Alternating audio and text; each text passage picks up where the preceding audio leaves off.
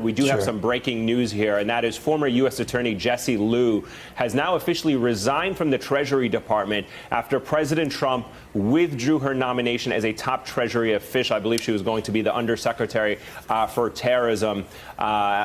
First of all, let me get your reaction to that breaking news, that you had somebody like Jessie Liu, who was a U.S. attorney involved in the investigation of Roger Stone, or at least oversaw that investigation, that trial, and is now resigning after her nomination has been withdrawn from the president. Yeah, Eamon, there is a principle among attorneys, and it's part of the ethics when an attorney is sworn in, called noisy withdrawal. And we are witnessing that in real time now. Noisy withdrawal is the principle that if you are an attorney, you actually are an officer of the court. It's not really, it doesn't seem like that to many. You think the officers of the court are the judge, the bailiff, and so forth. But an attorney has an oath to the law and to the court itself.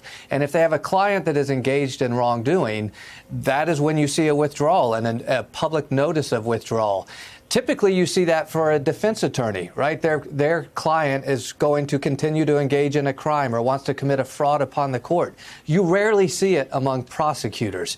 That is why we are living in this really historical moment with these withdrawals. The interesting thing about Ms. Liu's withdrawal is she is now free to speak.